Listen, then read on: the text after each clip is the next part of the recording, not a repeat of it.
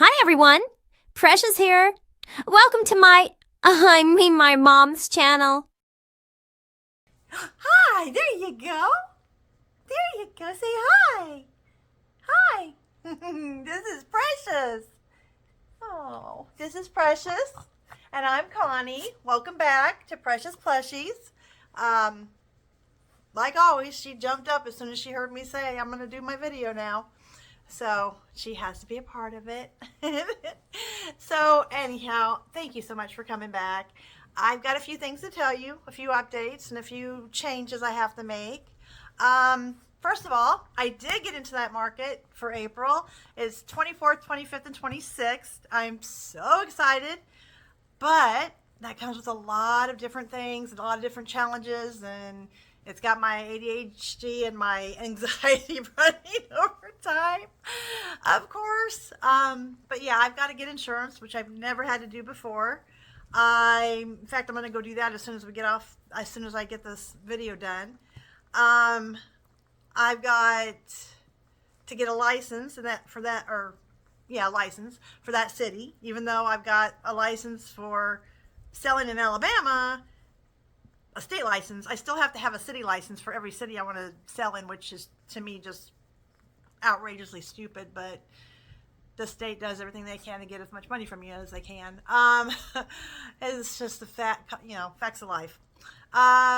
So I've got to do those two things, and then I've got to start market prep, because I do have quite a few things just from the fact that I make them throughout the winter and part of the summer, but I'm always worried it's 3 days. I've got to make sure I've got enough for 3 days.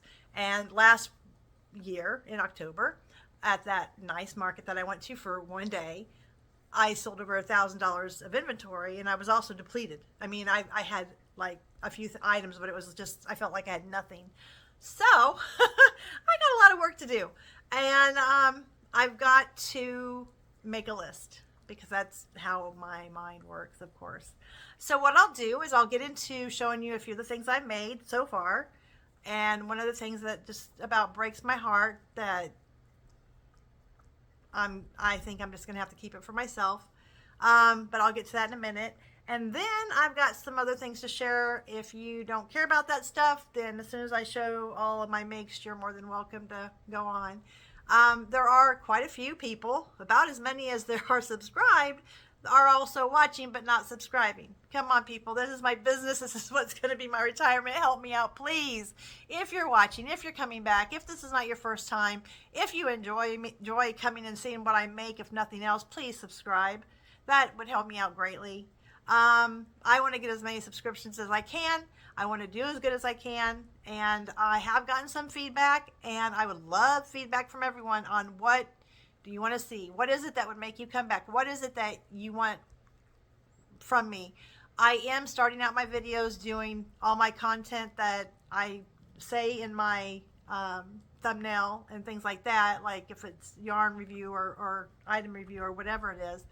And then I do make them a little bit longer, because some people like the longer videos where I talk about other things that might or might not be of interest. But like me, ADHD, we got to have something going on in the background, even if it's a TV show that we're not even watching. It's just got to be, there's got to be background noise, basically. So if that's what you need to maybe get on a project or finish up a project, I'll be there for you. I'll be there for you. I'll try to be, anyhow. So that being said, I'll get started. I made a few things that I'm not going to show you because they're horrible.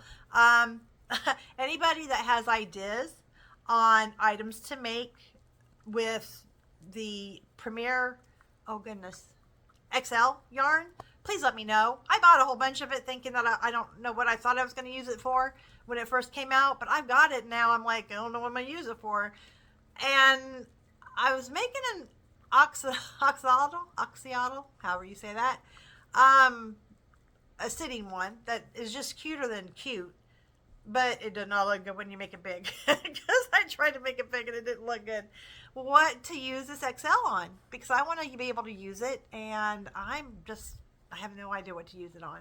I might make a dog or two, but even then it might be too big for that. I'm not sure if that's a good idea. It was the plush that I wanted and that I can find uses for, not the XL. The XL is huge and I have no clue what to use it for. It's just too big, too big. That being said, I had said in my October market that I had made about 7 or 8 of these and sold out of them. So of course I'm going to make more of them. And so I've already showed them to you, but they're my little alligators. I'm telling you what, they went like hotcakes. I did not expect it because we're not we're not Florida, or we're not, close to the beaches and stuff where I'm at least. And I didn't expect them to, but I sold all of them. So I made a couple of those. I saw this one girl had this and she sold a lot of them. I don't know why. I don't know what for, but she sold a lot. So I thought, well, I saw another maker make them here not long ago. And I thought, well, it's been a year since I saw them. Maybe they're still good. Maybe they're coming back. I don't know. So I went out and bought a kid's fake skillet and spatula and all that. Then of course I found the pattern for making a skillet and a spatula. So I don't know what I'm going to do, but it's the eggs, sunny side up eggs. And it's just a little egg face. That's all it is. And it's made with Premier. So, of course, it's small enough that you can, well, you might want it a little bit smaller for a keychain, but you could just use a smaller hook. This is with a 5 or a 5.5. And it's fast, easy, and it really doesn't take much time. It is easy to do also. But it's a cute little, just a sunny side up egg, and people buy them. They like them. So she was displaying them in a skillet. That's what I want to do. I'm not making any bacon. Some people make bacon, other things no. We'll see how it goes. I don't know how it's going to go. I mean, it might be good for a little kid that's a little girl that wants to play house or whatever, and she wants to put an egg in her little skillet. I don't know. But it's an idea. Somebody maybe just likes eggs. I had bought this pattern back when I first started doing plushies. Don't know why I didn't make it at the time. I guess I thought it was too hard. I don't know. But I made 2 of them now, so I know they're not that hard. And it'll make you think of a movie. That's okay. But I made a couple of the white owls with the little markings. Do do do do do do. I can't even sing this thing song. But this one's got the speckles because I was looking at a picture of one with a little boy who had glasses, and the picture of that particular owl had the black strips in its wings. And then I looked at the pattern, and the pattern had stripes down the back. So I put the stripes down the back and not on the wings because that's what the pattern said to do. So I've got one of each, but it's the same little white owl, cute little guy, and very easy. And also Premier. I use Premier for a lot, okay? That's probably going to be fading out because I'll probably start using a lot more of the plush and Bernay. And I think that as far as small things go, I've got so much of the chunky that I'll probably just, until I can use it all up, I'll just keep using it until I use it all up. But I also know this is going to be in April. It's going to be after Easter. But I still think that bunnies and all those types of things are cute. And I found I had this. I'm using a lot of old patterns that I haven't used before because they're all sitting there. I bought a lot of them, and I'm like, I just started going through one after the other. Have I made it or not? Can I make it or not? Let's get it all out there. And they have these little bunnies. It looks nothing like the picture. At least I don't think it does. But it's cute nonetheless. Look at that cute little bunny. Don't take long at all. It's just the cutest little thing. Now the ears have to be sewn on, but everything else can be worked into so it's slow sew. And it's just a cute little thing. It's just a cute little guy. And I'll probably put him on the table with the 850s because that's usually what it is. It's either 5 or 850, or my keychains are also 850. But it's so squishy because I didn't put a lot in because it tells you not to stuff it. It's just so squishy. And again, this is chunky, and I believe it was a 5 or 5.5. I have them both sitting here. I don't remember which one I use, but it just kind of depends on the project. So now another thing that I found, I've got the chicks and eggs, but I saw a pattern by my favorite person, and it's so funny because I was watching Granny by Nature yesterday, Friday, and I was like, I just made that. I just bought that. It was cool because I love this designer. I always talk about how much I love her, and Granny by Nature bought the same pattern I had bought, and I just thought it was really cool. And it's an egg, but it's got the cracked egg, like it looks like it's, it's got the humps. It's not straight across like a lot of them are, where it's just flat, because that's not how eggs crack.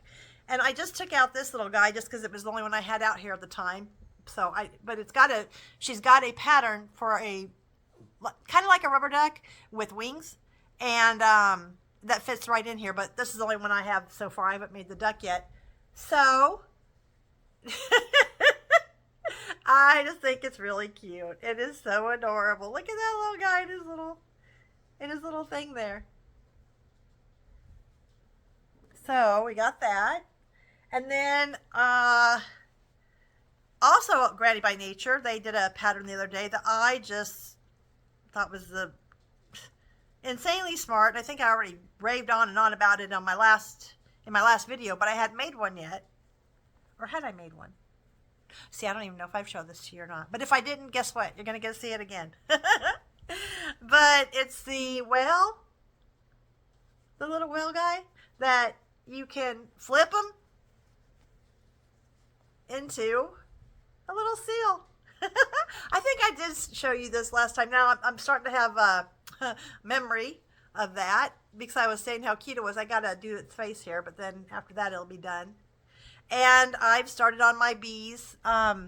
This is why I've got to write down a list of stuff, because I get started on something and I get it partially done, like so.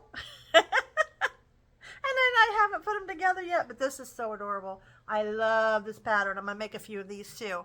I want to have at least 2, if not 3 to 5 of everything that I'm making, just so that if I sell something, I can either replace it or the next day have it out there. Hopefully I'll just be selling like crazy and worried about having to make more stuff every night when I go home, which is fine. I'll do that. Buy up everything and I'll make more. If I can. Now here is my one sad moment. I am bound and determined to make all the splooters. I'd bought in the fox because I really wanted a fox. I don't have any foxes. Foxes and Holstein cows are 2 things I've wanted to make, and I just haven't yet because I haven't either found the pattern I like or whatever the case may be.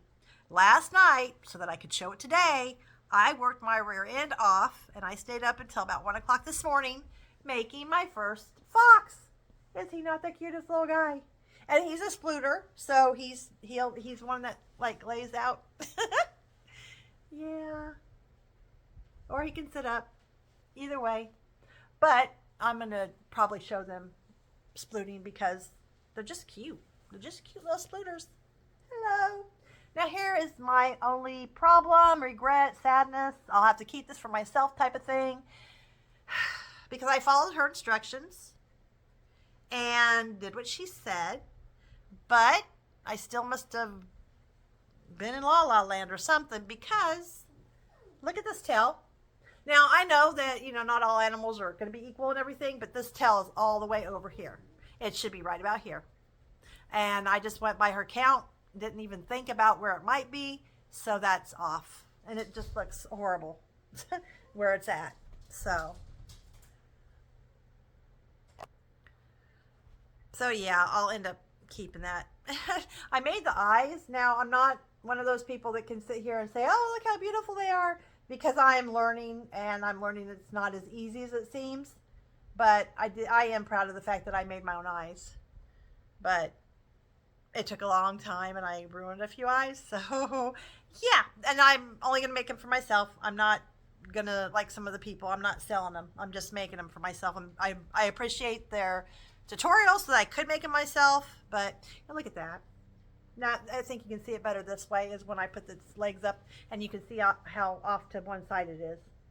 So that's just off too much. If it was just a couple rows, I probably would try to sell it. But when it's over that much, it's so obvious. It's not even close to being aligned with the head. But you know what? That's how I learn. So the next one and the next one and the next one won't be like that. So I am going to make a fox. I don't know if I'm going to make a wolf or not, which is the gray and white one, but I probably will, just because to me, I'd like to have one of each. But the next thing is going to be one of the pigs, because I have the pink plush. I don't have all the plush colors. I will soon. You guys, I gotta stop buying yarn. I've got to stop buying yarn. But these are something that I'm going to be making for this. So yeah. Which brings me to my next thing, my patterns.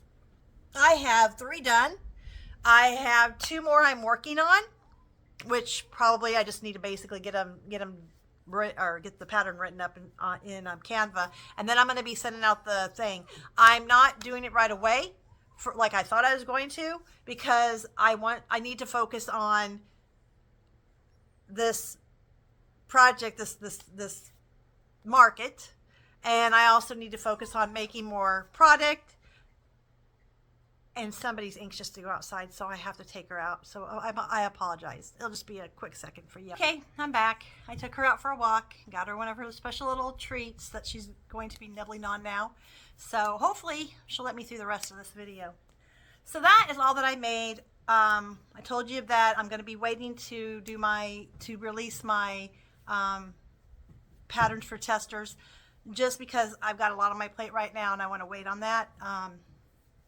If somebody else figures out what I'm doing and comes up with their own patterns, so be it. I know what I've done, and I've got my nice little handy dandy plain notebook. ADHers love their notebooks. You can buy a notebook and go into the store the next day and buy another one just because it's, I don't know what it is. I don't know if it's the fresh pages or what it is, or we think we're going to write the great American bestseller novel, or what it is, but we do. I've got a lot of them sitting around everywhere. I bought this one because it was hardback cover, but this was quite a while ago that I bought this one actually. But my sitting turtle, all the directions, how I plan to make it, and that's after putting it on a regular notebook and like this, and changing it to this, and yeah, the head and everything. Now, I write stuff. I scribble stuff. I think I'll remember what I wrote, but I can't read my own handwriting, because I'll change something and I'll stretch it out and then I'll put it in, and I don't remember what I put in or how much I put in or whatever. So that's what takes me so long on doing the patterns. It's not so much the doing them or figuring them out as it is figuring out my notes. Like, how did I do that? How did I figure that one out? So that's something that I do a lot of. I've never liked my handwriting. I've always said that it's worse than a doctor's, because it is. However, that being said, it's a lot of chicken scratches and scribbling out, and I'll write something down real fast thinking I'll remember it later, half in cursive, half in printing, and not know what it says the next day. So it's like, why didn't I take the time to slowly write that down? And I don't do that. I have switched from a pen to a pencil because it's easier to, erase out and put in what I want so that it'll look better, but it took me long enough to figure out to do that. So that's where it stands right now. Now, I said I was going to make splooters, which I am. I've got a whole list of things I'm going to make. It's just getting the time to make them, because, I've told you 100 times. I'm not going to do it again. But I do talk about it a lot because it is a big part of who I am and what I've noticed. And I'm noticing it out a lot more now. So I do talk about it more now, and that is the ADHD stuff. And I saw a cute little, I think it was on Instagram, because I don't get on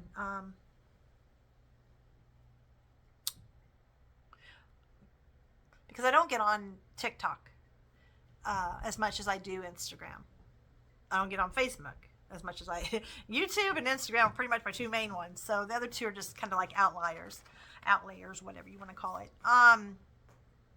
But I saw a really cute one, and it talks about the contradictions, and it's so true. I'm just going to go through a few of them with you, just because it's like it might resonate with you if you have ADHD, or make you feel like you're not so cuckoo, not so different, if you know that other people feel that same way. So I thought I'd go through a few of them with you. So it says that we hate structure, yet we can't perform without structure. Okay? We don't return text messages, but we instantly begin worrying if you don't return a text message.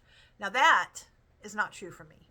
I'm completely the opposite.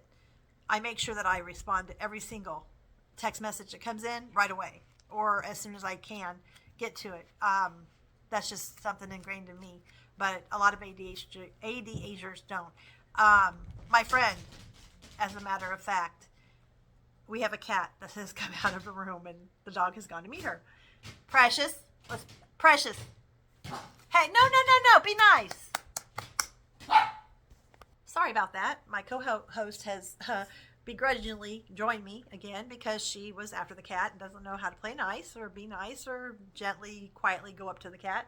Scared the cat half to death. So she just couldn't wait, could you? So she's going to sit with me for a few minutes.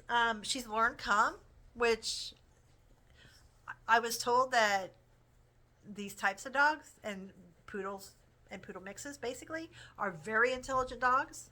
Yeah, they're just like my cat, which is they are very smart. They know everything you say. They choose not to listen, or they choose not to do it. She's very stubborn. However, I have been telling her to come, and she's been coming. Telling her to stop or slow down or what have you, and she's listening. So she's getting better. I think we just had to get out of that puppy stage and more into a teenager, because then, teenagers aren't going to listen to you either, but isn't that right? I get the side eye from this little one. It's so cute. She gives me the side eye every once in a while, don't she? Yes, I know. I love you too. So let's get back to what I was talking about before, which is the cat sneaking out of the room again. And this one, as you can see, was laser focused on her, and she's watching every move. But I'm not going to let her go, because she's going to let the cat do what she needs to do. Oh, I know. You're watching for her, aren't you? Be nice. Precious. That is Callie. And Callie is just, she's just a little scared of you. My hair is doing some weird stuff. I need to go get my hair done. So anyhow, back to So let's get back to what I was discussing, some of the contradictions, or all the contradictions. We get high dosages of dopamine by going out and spending money, and then instantly regret it and worry about not having any money. So that's one of the things. We have a bad habit of interrupting people. And I found out I do this so much. And it's like, as soon as I did, I started shutting my mouth, because that's got to be as irritating as anything, because we always interrupt people and hate to be interrupted. And like I said, that's something I've worked on for quite some time, just so I'm not like that. So we require a lot of sleep to function, yet we can't shut off our brains long enough to get sleep. So that's another problem. We are extremely calm in an emergency or a crisis, but we become overwhelmed at the slightest, like one little thing going wrong. So, crisis we can handle, little problems, no. We work better, I should say, in a clean environment, yet it is really hard for us to keep things clean, just because of the, I don't know what they call it, but it's kind of like where your body freezes up. It's not your body, it's your mind. Because people say, well, you're just being lazy. No, we're not. We're overwhelmed. Our brain is, we're thinking, hey, I want to get that done. I got to get, like, let's just say, for instance, I got to get those dishes done. I want to get those dishes done. And I can sit here for an hour talking about needing to get those dishes done, and they won't get done just because I just need to put them into the dishwasher is all I need to do. But it's, you have to have dopamine to want to do stuff.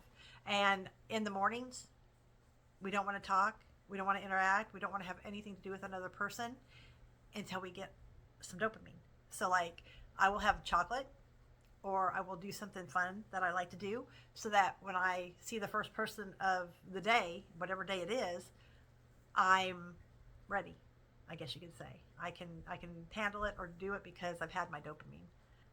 We can take in all the details of a subject, or or a story a person's telling, or a task that's needing to be done. We can take in all the details, every little detail, or none at all. And a lot of it depends on, are we interested in it or not? If we're not, no. So again, that goes with the focus. We have a hard time focusing on something that we don't really care about, but we become hyper focused, I guess you could say, on something that we do like, or something we do care about.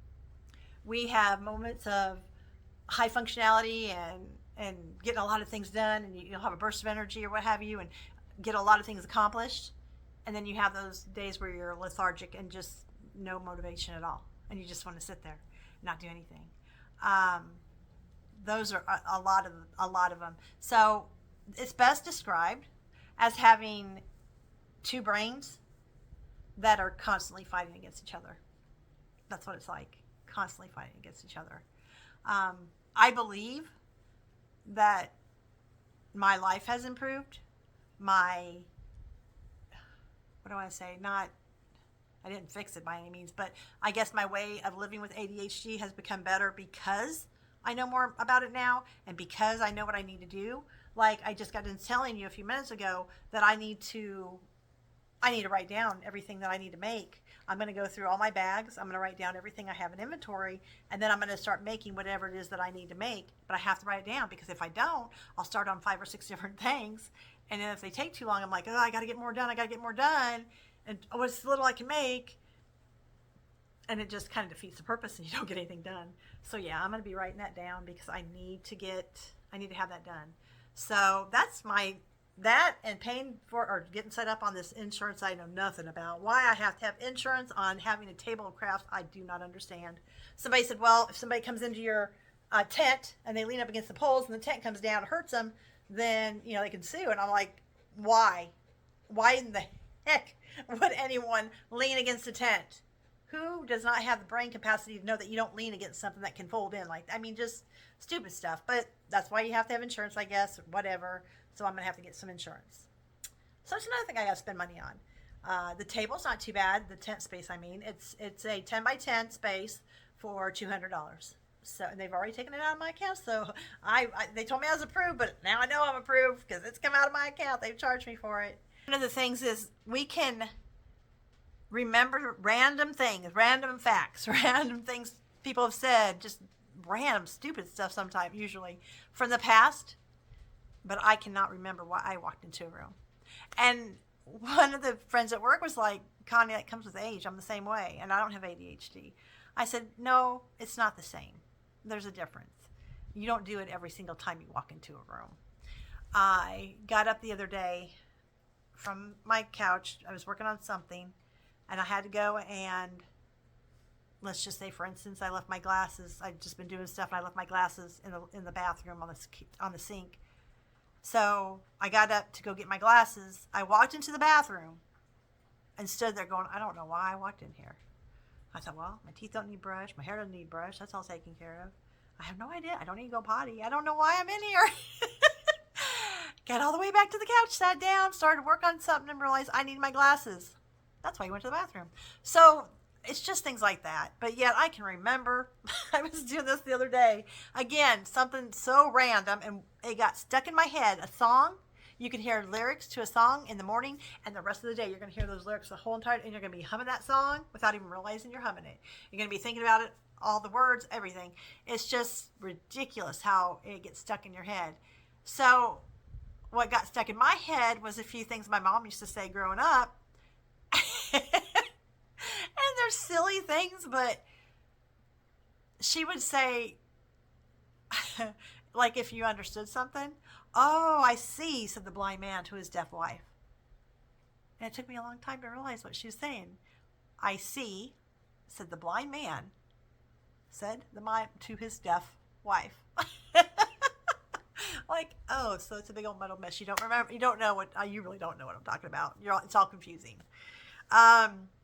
Another thing she used to say a lot, it's kind of cute, was if something goes wrong or whatever, probably shouldn't even say this one, but it is funny. But if something goes wrong, tough titty said the kitty when the milk ran dry.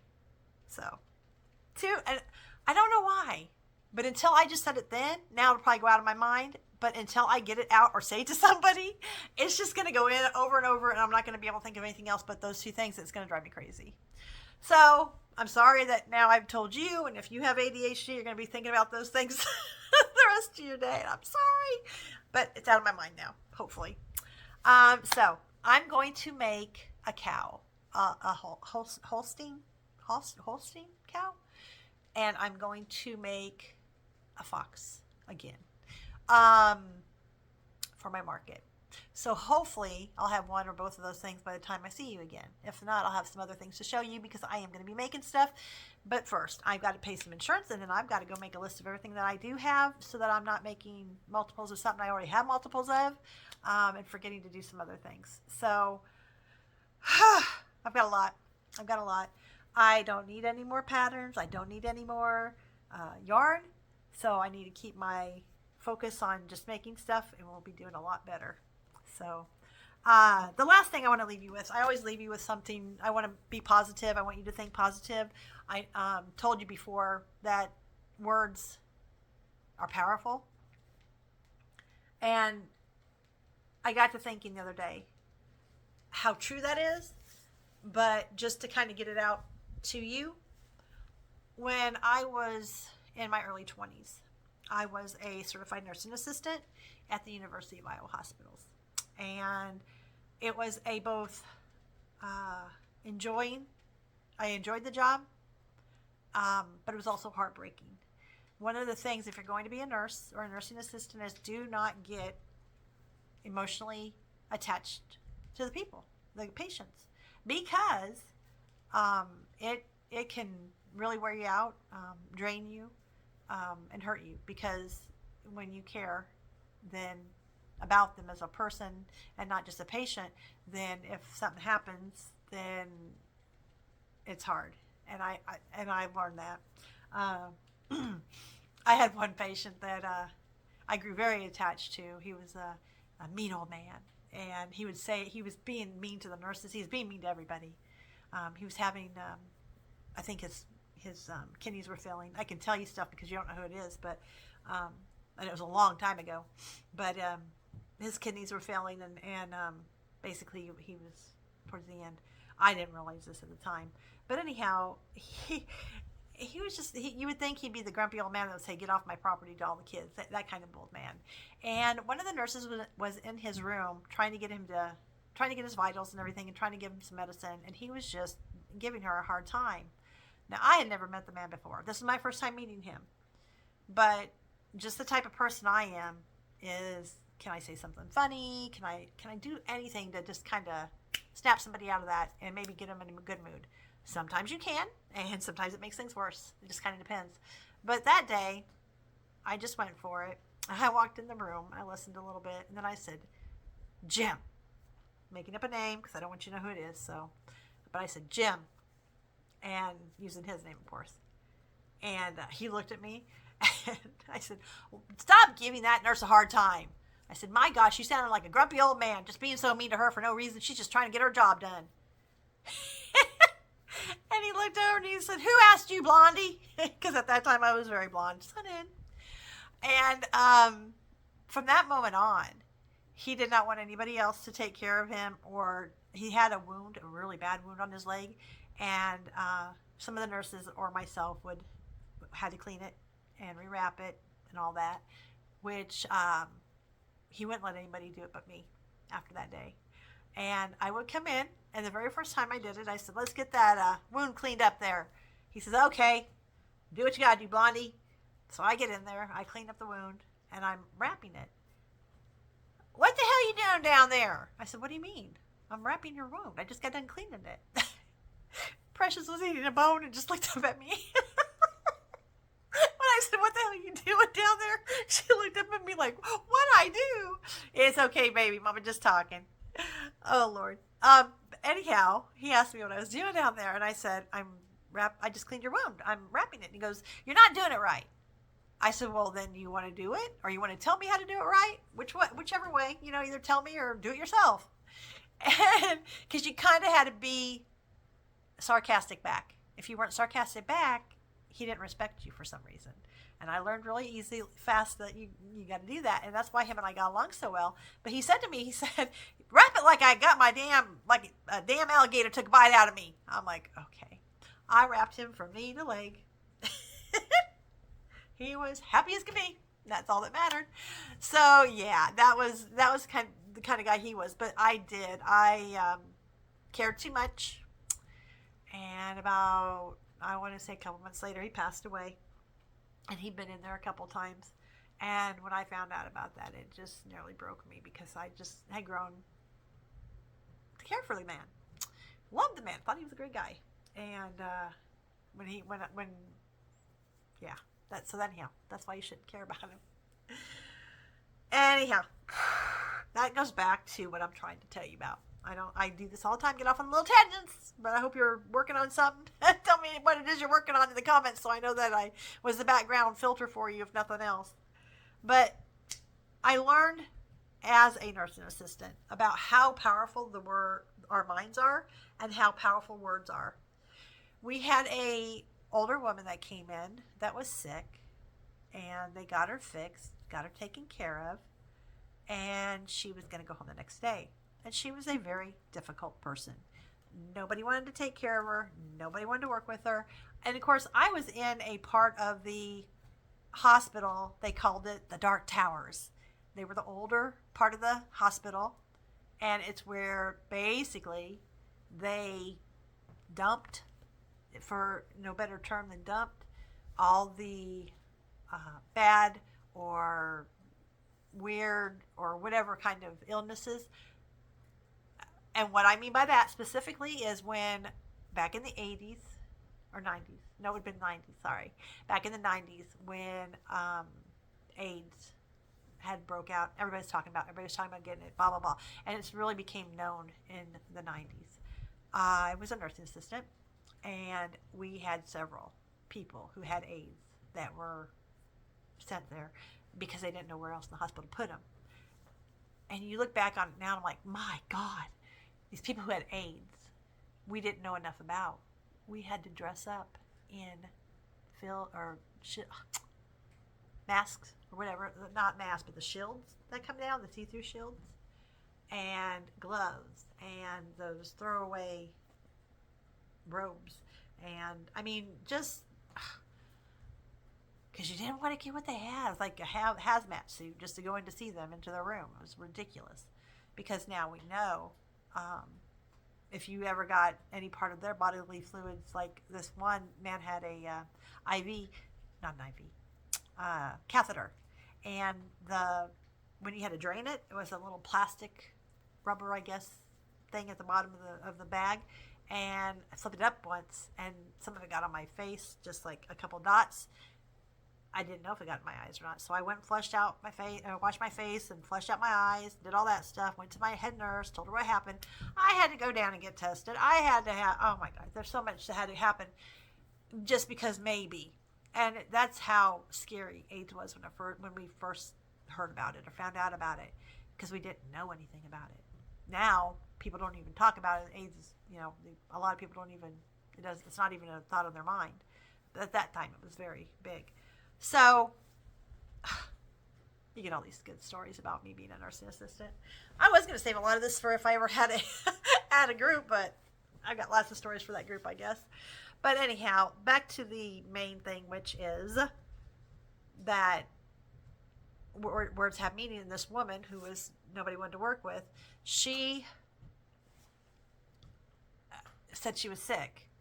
And I said, well, no, you came in sick. You're better. The doctor made you, the doctor took care of you. All your tests have come back positive or negative, and they're all good. Blah, blah, blah. Nope. I'm going to die tomorrow. I'm just going to die. I said, your kids are coming to pick you up tomorrow. Nope, I'm going to die tomorrow. I said, you're not going to die. You're okay. And your kids are coming for you. No, I'm going to die tomorrow. She just would not listen. And she was just bound and determined she was going to die the very next day before her kids came to get her. So about 5:30 in the morning, because I worked the overnights at that time, she had called for us. And we thought she was just being over dramatic because she had I can't think of what it's called now, but it's a little potty that's in your room, right next to your bed. What is that called? Oh my God, it's been too long. Anyhow, she needed help. She thought she needed help getting up onto it. So she called us in. So me and another nurse went in there. We helped her by putting her on it. And then we left the room to give her privacy. And I looked at the other nurse after about 5 or 10 minutes. I said, she hasn't called us back to get back in bed. She goes, huh? So she finally realized she could do it on her own, huh? Which was harsh, but she made it hard. So I said, okay, whatever. And then at 6 o'clock, we have nurses, or not nurses, but the lab people would come up and go through each of the rooms and take blood, draw bloods for whatever testing that was needed for the day or whatever the doctors had ordered for the day or what have you. And one of the technicians went in her room and came out a couple minutes later and he goes, guys, she's gone. I said, what do you mean gone? She was just in there. She just was on the potty. I said, does she need to be helped back into bed? He goes, no, she's in bed. I said, okay, so she got to bed by herself? Okay. He goes, yeah, but there's no pulse. So we go running in there and check her, and she's gone. She talked herself into dying. People, there was nothing wrong with her. The doctors had come back. All of her tests were cleared. She was perfectly healthy. She was healthy. There was nothing wrong with her at all. And her kids were excited because they were coming to get her the next day. And, well, I don't know if they were excited or not, but they were coming to get her the next day and take her home. And she just was bound and determined, no, she was going to die. And I believe she willed herself to death. I believe she talked herself into dying because she was perfectly fine. She just, I don't know if she didn't want to be there maybe or what was going on, but she was one of them that she willed herself. So words are powerful. And I really love Dick Van Dyke. I watch Dick Van Dyke reruns all the time. And I like watching reruns and everything. And he turned 100 not long ago. And somebody asked him what they always ask people who are in their 90s or 100. Well, how do you live a long life? Like they've got some kind of secret we don't know.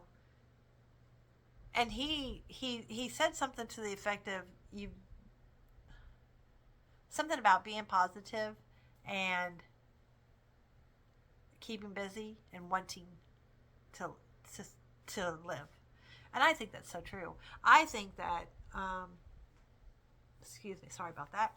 I think that that's what a lot of people don't realize is that you've just got to want to. So you can talk yourself into a good mood. You can talk yourself into a bad mood. You can talk yourself into healthy or not or whatever. And that's what I choose to do because I choose to be happy and not live my life negatively. Trust me, it's been a work. I've had to work it out. But so anyhow, next time on Bedtime Stories with Connie or whatever you want to call it, I'll tell you about, I don't know what I am. I don't know if I'm a believer or a skeptic or what it is when it comes to, I don't know what it's called. Blips in the Matrix or whatever. I've actually had one. It was really scary. And to this day, I don't know what else to call it. But like I said, we'll talk about that in the next one. Okay? So everybody have a great weekend. I will keep you up to date on all my patterns. I will keep you up to date on my other things. If you've told me that you want to be a pattern tester, I have written that down. I do have that down. I will get first. I want to do things. I want to talk to people. I want to get the word out there. People, all of us get stuck in our own little ruts. And I don't want somebody not to come see get stuck in my rut just because they're in somebody else's rut. Get into all of our ruts. All of them. I've been battling that. I'm at the stage where I've made so many videos that I'm like, okay, well, is it really worth it? And this is the time that they say, don't give up, and I'm not going to give up. I enjoy my little videos. I didn't think I would, but I do. And I get to meet more people, which is nice. So I'm not going to give up. I'm not like some of them out there that have a lot of friends that are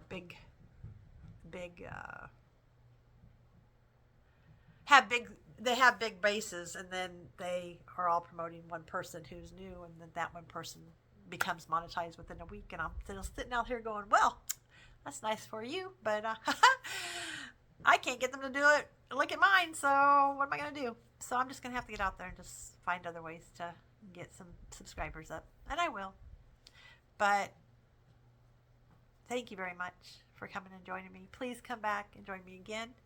I will hopefully have some more makes for you, and have a great weekend, and be kind to yourself, love yourself, and I appreciate you very, very much. Thank you. Bye.